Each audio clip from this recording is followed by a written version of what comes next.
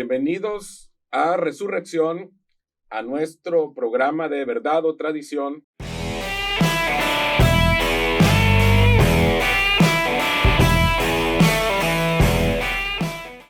Desde Puerto Vallarta, Jalisco. Sean todos bienvenidos y estamos iniciando un nuevo tema muy interesante. Vamos a estar hablando de qué es la alabanza y qué es la adoración y qué no es la alabanza y qué no es la adoración.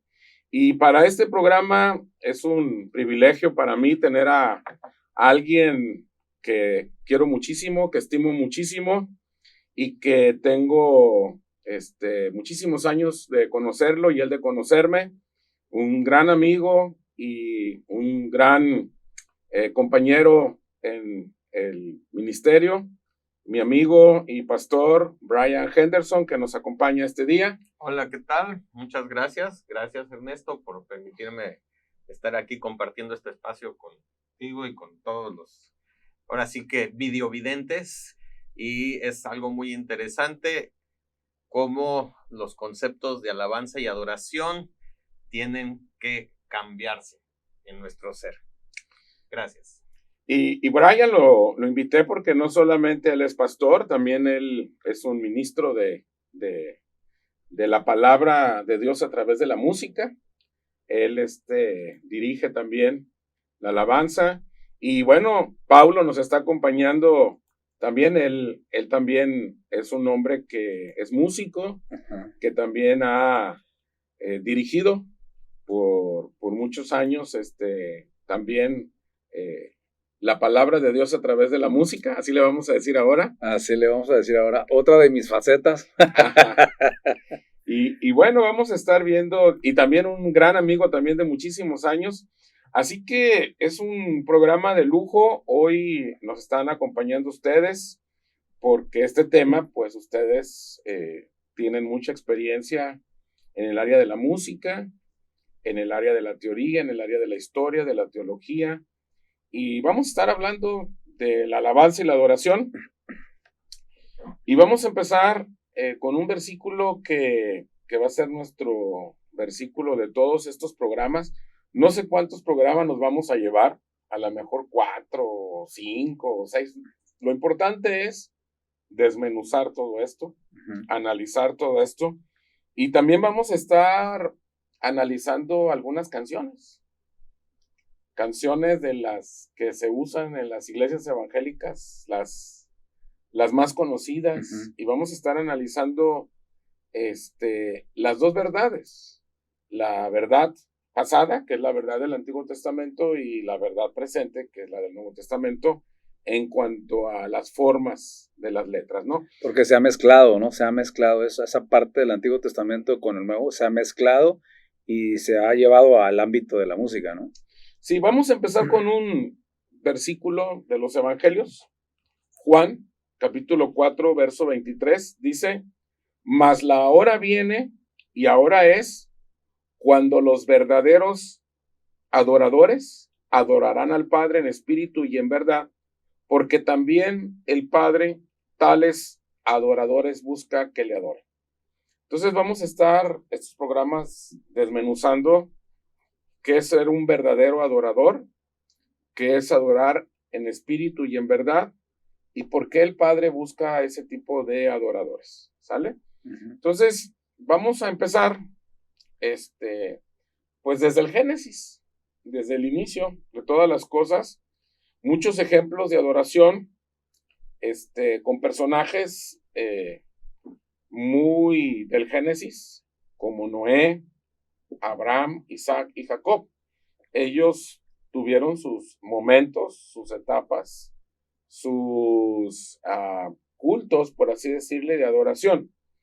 Y ellos adoraban construyendo un altar. Ellos construían un altar y estos patriarcas, por así decirles, adoraban de una forma muy sencilla.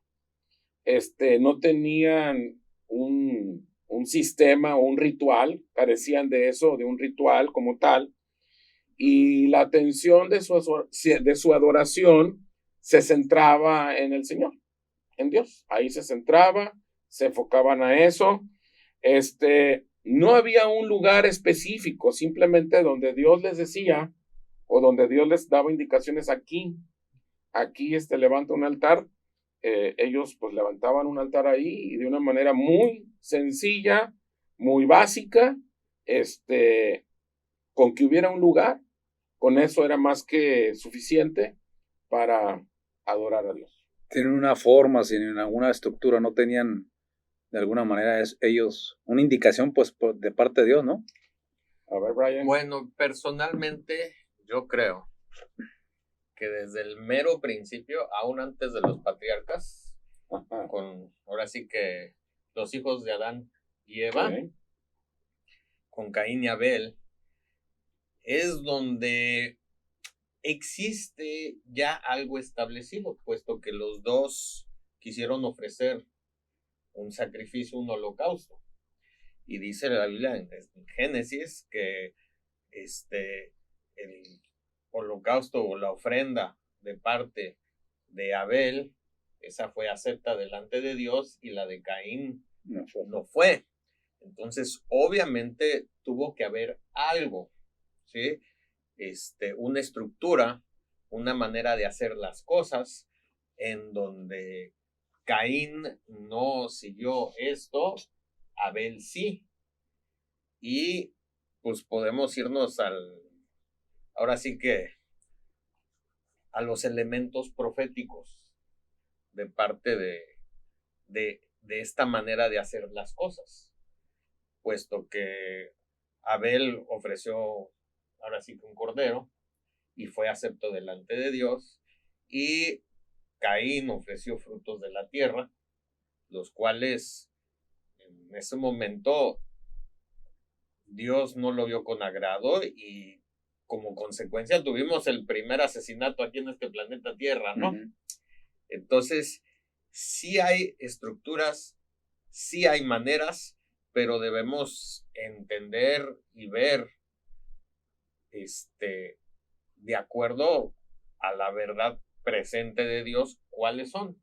Entonces, lo que estás diciendo, Brian, es de que esa ofrenda es una especie de adoración, de alabanza, ¿es lo que estás diciendo? Así es. Okay. Cada vez que nosotros estamos haciendo algo a Dios, estamos empezando a movernos en el ámbito de la adoración. Entonces, el que alguien invierta en una ofrenda de dinero o algo, se puede decir que es un tipo de adoración. Así es. Ok, entonces estamos viendo que en el principio a Dios le gustó un tipo de adoración y el otro no le gustó. Así es. Ok.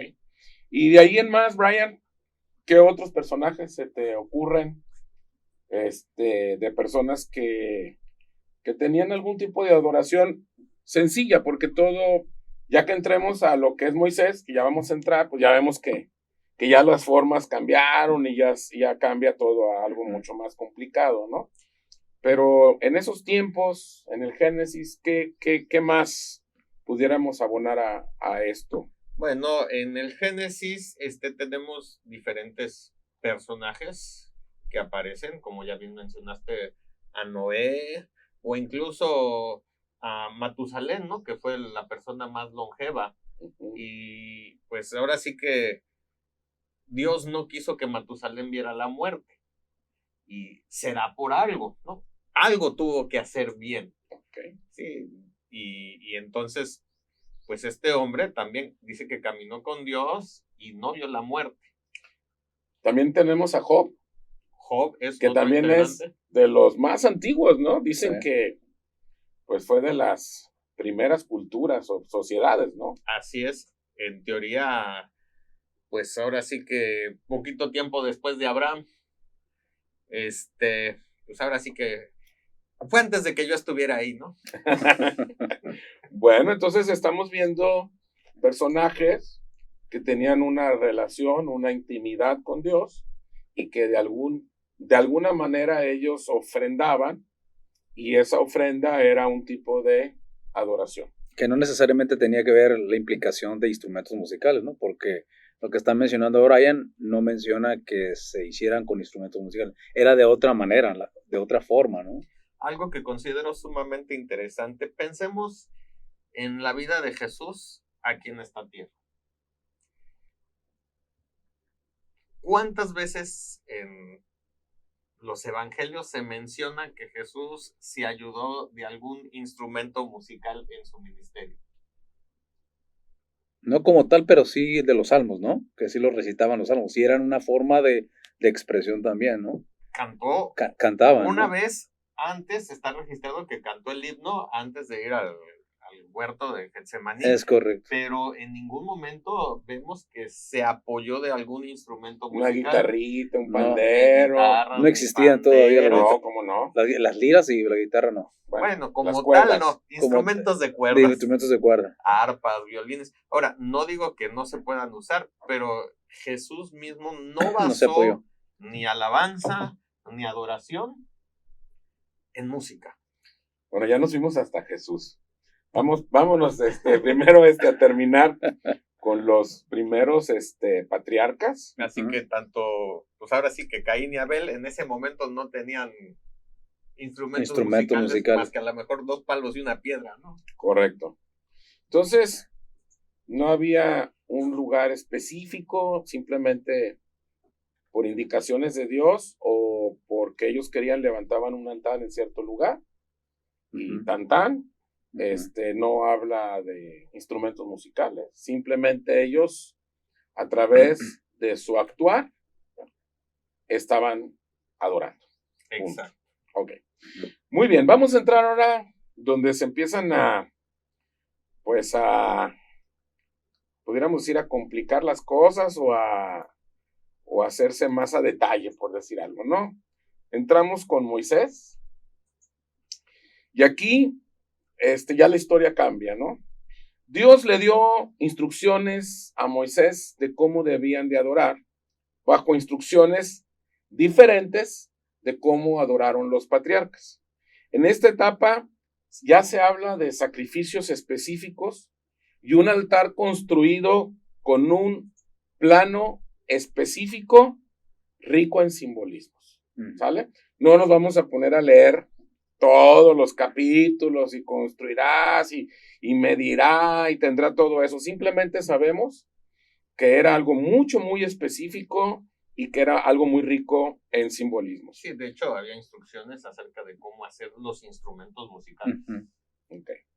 Entonces, meditando sobre la adoración en los tiempos de Moisés, se deben tomar en cuenta algunas cuestiones muy importantes. Voy a mencionar solamente 3 en esta ocasión. La primera es que el mismísimo Dios le dio a Moisés y a Israel todas las instrucciones sobre la adoración. O sea, le dijo, así quiero que me adoren. Y eso le dio las instrucciones a él y aparte del liderazgo que estaba con él, de cómo quería que lo hiciera. 2. Moisés controló que todas las instrucciones se cumplieran al pie de la letra según la voluntad de Dios. O sea, si tenía que medir tanto, rectificaban, medían, checaban. Los materiales también era un asunto muy importante. ¿Qué tipo de maderas, qué tipo de materiales tenía que tener todas esas construcciones?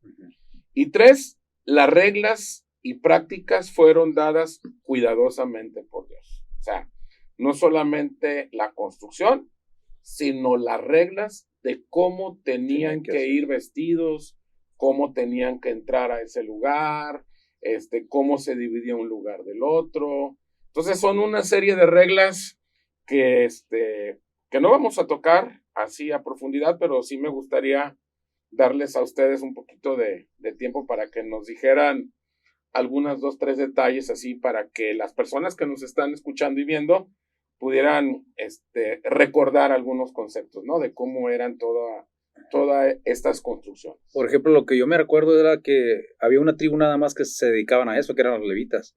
Nadie más podía, de las 12 tribus de Israel, podía hacerlo. Ellos eran exclusivos. Desde que nacieron esto se transmitía de generación en generación y eran los únicos que podían dedicarse a eso de la adoración a Dios, ¿no? Es lo que recuerdo.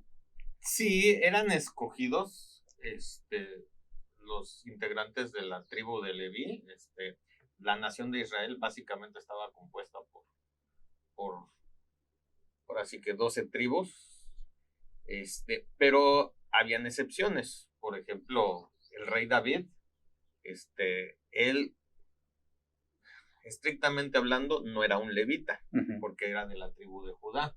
Y sin embargo... ya nos fuimos con David. Sí, o sea, sí. Nada más estoy diciendo, ¿no? Que estrictamente, o sea, hay ciertos individuos especiales que podían tomar un papel en el sacerdocio, por ejemplo, Samuel también, el profeta Samuel, y David y los reyes, ¿no? Básicamente era la familia de Aarón, ¿no? El hermano de Moisés, básicamente eran los que fungían más en el asunto sacerdotal, ¿no? Más que nada. Pero en cuanto a la construcción y las reglas y las normas, pues era algo muy estricto. Era muy estricto toda la construcción, vamos a decir, el tabernáculo de Moisés, ¿no? Tabernáculo de Moisés, los atrios, el lugar santo, el lugar santísimo, lo que había en los atrios, lo que había en el lugar santo, lo que había en el lugar santísimo. Ahí estaba el arca del pacto, según Levítico 1:1, ahí estaba la presencia de Dios, tal cual, y para eso se tenía ahí. Y bueno, cómo tenía que entrar el sacerdote del lugar santo al lugar santísimo, todas esas cosas, ¿no? Sí, efectivamente, todo estaba ahora sí que reducido a un grupo exclusivo y tenían que hacerlo. No estaba abierto a cualquier persona. No, correcto. Así es. Muy bien. Los sacerdotes eran los responsables ante Dios de guiar al pueblo en la adoración. Y era Dios quien los santificaba para glorificarse Él delante de su pueblo Israel. ¿Sale? Entonces había una casta especial que eran los únicos autorizados de parte de Dios para poder glorificar a Dios y Dios glorificarse hacia el pueblo a través de estas personas que eran las que llevaban las indicaciones y las responsabilidades, ¿sale? Los sacerdotes debían llevar una vida distinta a la del resto de Israel. A ellos no se les permitía tomar vino durante todos los años que durara su servicio. Todo el tiempo de su oficio ellos tenían que reservarse algunas cosas, ¿no? Más que los demás, ¿no? Y este mandato era para que ellos pudieran distinguir entre lo que debían de hacer y lo que no debían de hacer, para que pudieran enseñar las cosas de manera correcta. Claro. Entonces también había una serie de reglas para estos sacerdotes, había una serie de normas, y bueno, ahí en la escritura, pues podemos durar días leyendo todas las reglas, las vestimentas, las formas, el tipo de familia que tenían que hacer, etcétera, etcétera, etcétera, ¿no? Y que era una liturgia muy detallada, ¿no? Entonces, nos queda muy claro. Sin embargo, el Éxodo tuvo un impacto muy profundo en los hebreos, en su tipo de culto, en su tipo de liturgia. Cuando ellos tuvieron este éxodo, vinieron muchas implicaciones. La salida de Egipto a través del actuar sobrenatural de parte de Dios, el peregrinaje por el desierto durante estos 40 años y sobre todo la ley dada por Moisés, afectaron y transformaron el tipo de adoración que tenía Israel ahora con Dios, junto con todos los significados y cada acto nuevo de adoración. Entonces, todo esto que pasó, el éxodo, los 40 años en el desierto, las indicaciones de cómo tenía que hacer el templo, todos, bueno, su tabernáculo, su liturgia, quienes sí dirigían, quienes no dirigían, quienes sí cantaban, quienes no, todo eso entró a un nuevo concepto. Entonces hubo una transformación total, completa y absoluta. No puedo decir que se destruyó la vieja manera, porque no había una vieja manera. O sea, no había una forma de adorar a Dios. No existía. Las únicas cosas que sabemos es que ciertos personajes llamados patriarcas o personas mencionadas como Job, ellos adoraban de una manera, vamos a decirlo, muy individual, muy libre, muy a como ellos lo entendían. De repente Dios les decía, aquí hazme un altar, se lo hacían y punto. Pero ahora viene un éxodo, viene un peregrinaje, viene una vida sobrenatural. Sabemos en el desierto todo lo que pasó, ¿no? La roca que lo seguía, que salía agua, y la nube, y la columna de fuego en la noche, y los panes, ¿verdad? El maná, y las aves, y bueno, viene una revolución y entonces cambia todo. Sí, de hecho, un acto espontáneo de alabanza que tuvo lugar durante el Éxodo fue justo después de que el ejército de los egipcios pereciera al estar cruzando el mar. Entonces dice las escrituras que María agarró un pandero, la hermana de Moisés y el sacerdote Aarón, agarró un pandero y ella empezó a entonar un canto. Fue algo espontáneo. Y fue antes de que, como bien dices, podríamos llamarlo institucionalizar el culto a Dios. Uno de los últimos actos espontáneos. Y ahí está plasmado en el libro del Éxodo, el canto de María, ¿no? Pero en ese momento debemos entender que apenas se estaba formando una nación. Habían tenido, ¿cuántos años de esclavitud? 400 más o menos. Años de esclavitud. Entonces, los mismos formadores de la nación no estaban seguros de qué es lo que estaba pasando. Estaban ahora sí que escribiendo la historia en ese momento y necesitaban algo que los uniera y que los hiciera ser parte de un grupo. Y hoy en día en la cultura moderna, tú le vas a un equipo de fútbol y pues están los cantos del equipo de fútbol, ¿no? Sí. Los que te unen y te hacen formar parte de un grupo y así es como te identificas. Entonces, con el Cántico de María, empezaron a formar esa unión de grupo. Sí, que nadie se lo pidiera, pues, también. Uh-huh. Muy bien. Entonces, en este periodo, pudiéramos decir que es un periodo de gestación y de desarrollo de un nuevo sistema de sacrificio, de una ley levítica o un nuevo sistema de adoración y de ofrenda a Dios. Entonces estaba gestando todo esto, era algo totalmente nuevo, era algo incipiente y bueno, empezaron a establecerse las cosas de manera formal de este nuevo pacto, este pacto de Dios con Israel, conocido como, hoy lo conocemos como el Antiguo Pacto, pero que es el pacto de Moisés. Así se conoce el pacto de Moisés. Y marcó de alguna manera el tipo de comunión que debería de haber entre los hombres y Dios, o entre Dios y los hombres, por decirlo así. Había un nuevo tipo de comunión, había una nueva forma, y ahora las cosas se tenían que hacer de esta manera. ¿Sale? Entonces, así es como entra esta nueva etapa con Moisés. Esta nueva etapa. Y anteriormente decíamos era una adoración casi espontánea, casi individual, y ahora ya tenía un carácter formal, sistemático y congregacional. ¿Sale? Ya empezaron a cambiar las cosas, se formalizaron, se oficializaron, ya la adoración ya era algo más oficial, pero desafortunadamente esta oficialización y esta formalización empezó a llevar también al legalismo.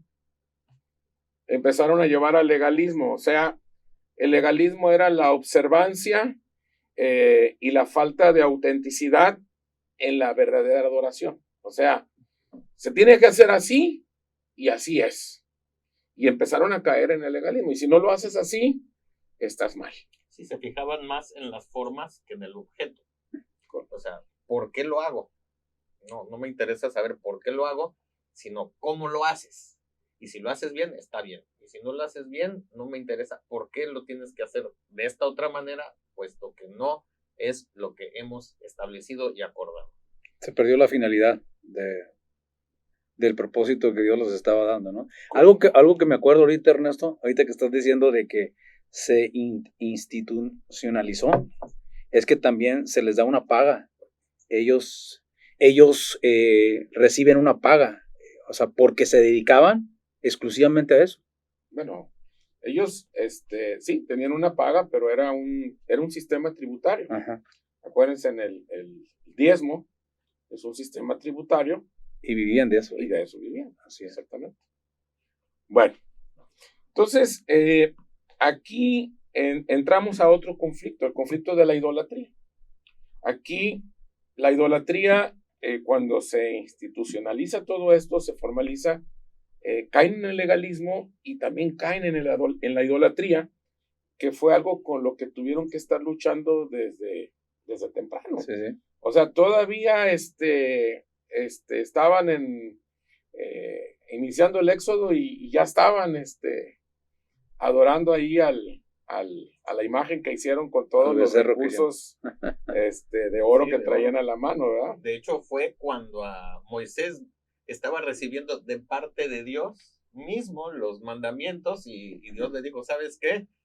Vete a ver qué onda con estos muchachos. Están adorando a la persona equivocada.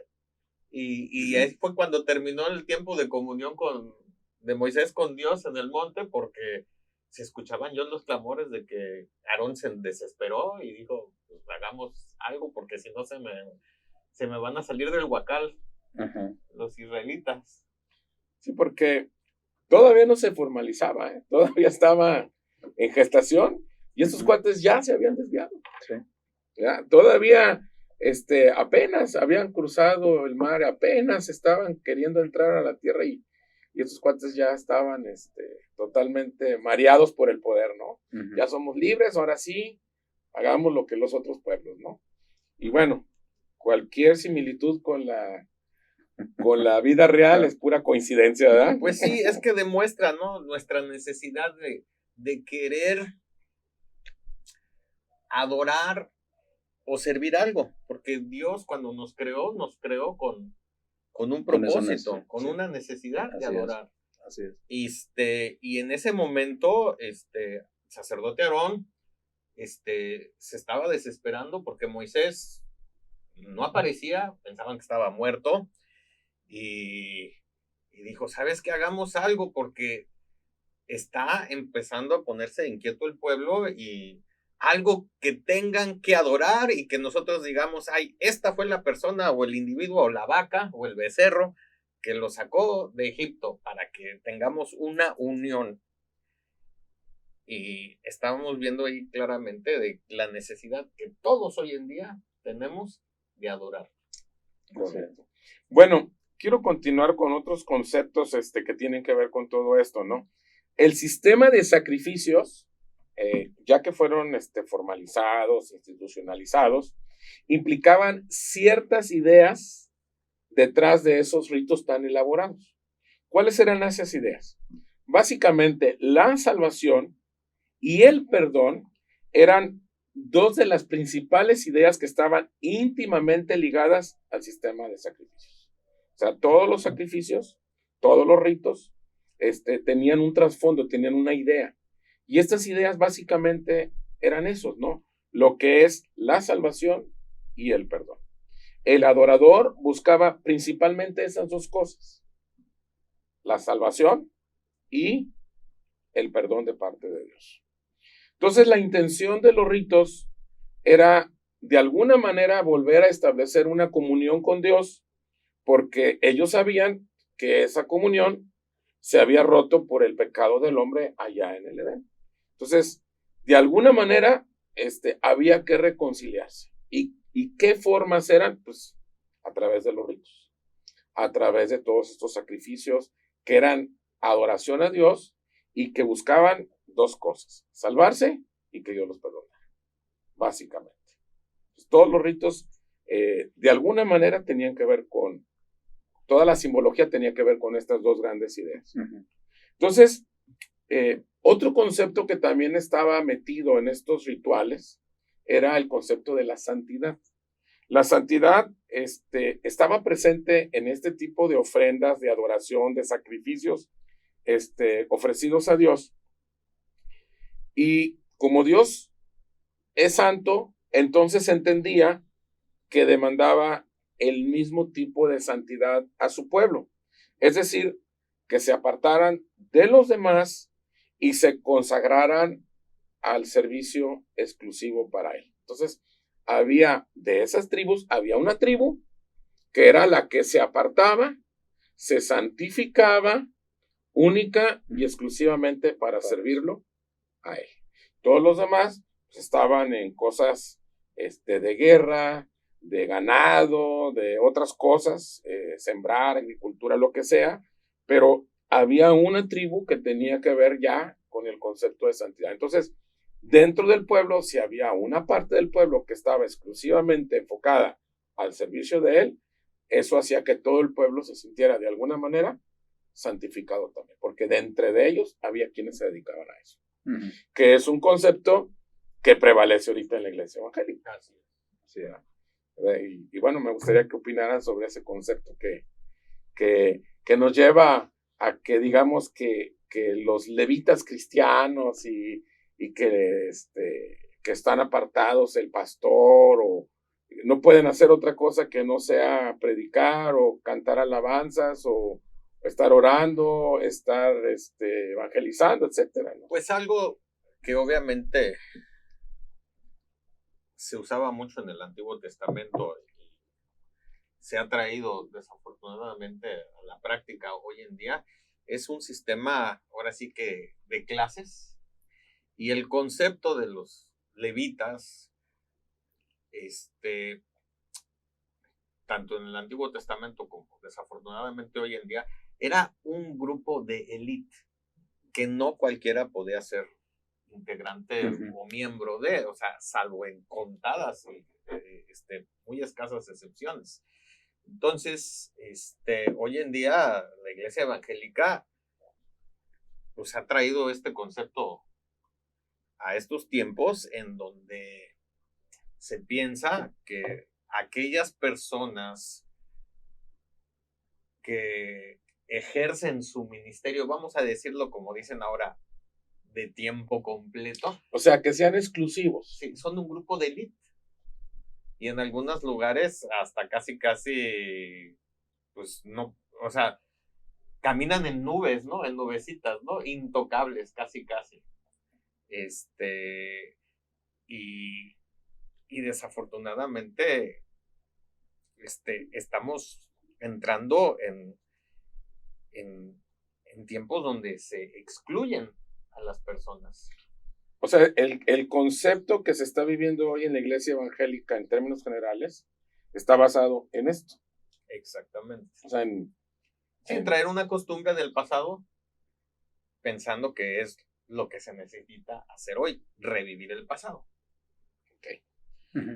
Bueno, entonces estamos viendo exclusividad, estamos viendo una santidad muy mal entendida, por así decirlo, y estamos viendo que los sacrificios que en ese tiempo se hacían para obtener el perdón y volver a tener la salvación y volver a tener esa intimidad con Dios son más o menos el mismo tipo de eventos en la exclusividad que se tienen ahora en las iglesias evangélicas para volver a ser santos o para volver a tener esa salvación, ese perdón de pecados, porque entonces ya soy santo.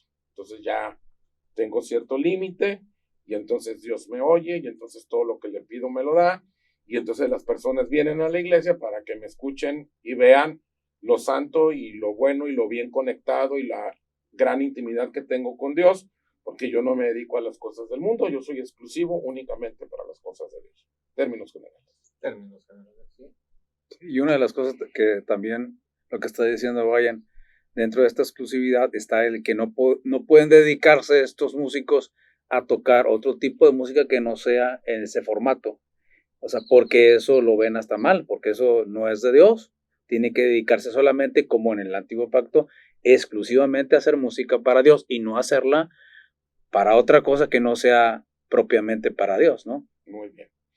Bueno, entonces con la entrada y con el asentamiento de este Israel recién liberado de Egipto, se asientan en Canaán, llegan a la tierra prometida y ahí Israel empieza a desarrollar sus instituciones, empieza a tener una sociedad más participativa y algún tiempo después surge ahí un hombre de Dios, Samuel, que empieza por petición del pueblo a clamar por un rey.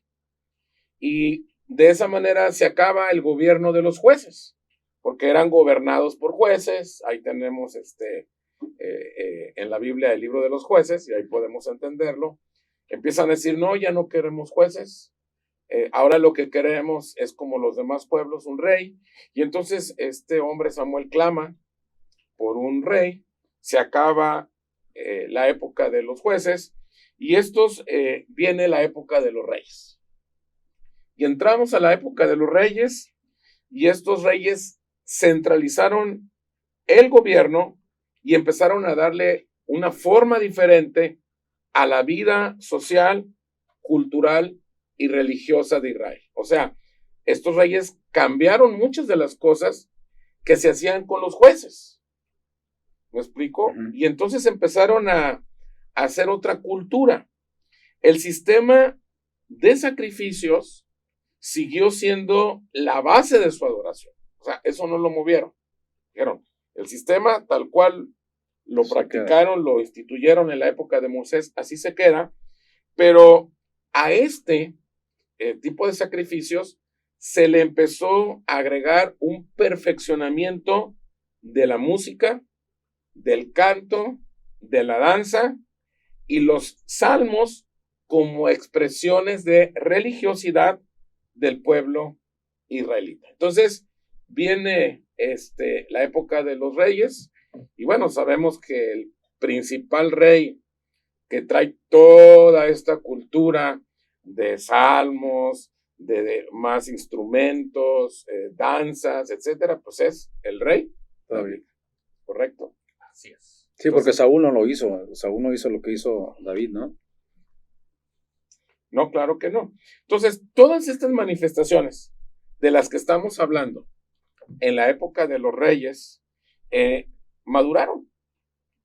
Y esas expresiones artísticas hacia Dios, porque son expresiones artísticas de música, de composiciones, de danzas, de muchos instrumentos musicales en adoración, imprimieron lo que hoy conocemos como la adoración israelita y en esa época la futura adoración cristiana, que es la que está permeada hoy en día. Así es. Sí, una de las razones por las cuales David pudo traer esta revolución en el área de la alabanza y la adoración fue que él era músico. Y entonces, él, pues, cuando estaba de pastorcito, se llevaba su arpa o cualquier instrumento que él tenía en ese entonces, y si no estaba echando piedras con la onda, estaba tocando y componiendo canciones, salmos. Y él se dio cuenta que este vehículo de la música era algo muy importante para establecer una relación continuamente con Dios. Ajá. Y entonces él quiso traer esto a toda la nación. Y por eso impulsó fuertemente el área musical, el área la adoración y de la alabanza, ¿sí? Y se apoyaba con gente como Asaf, otro salmista muy reconocido ahí en el libro de los Salmos, ¿no? Entonces, él trajo una revolución, así como los reyes de por sí eran una revolución en el gobierno de Israel, la manera en que implementaban esa unidad para el pueblo de Israel también involucraba las canciones, involucraba el área musical, en otras palabras, la cultura de toda una nación.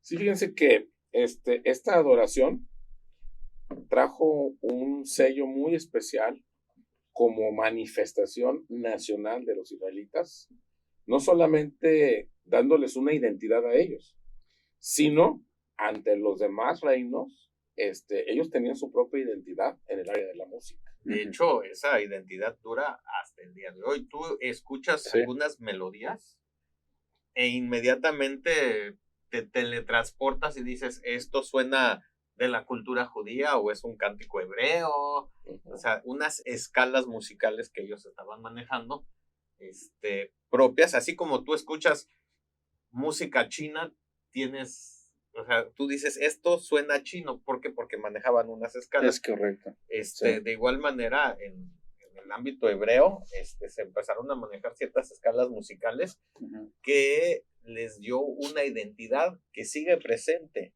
hoy en día. Así es. Pues fíjense, no solamente fue compositor de muchos salmos, sino también trasladó el culto oficial a la capital, a Jerusalén. Fue otra de las cosas que hizo él.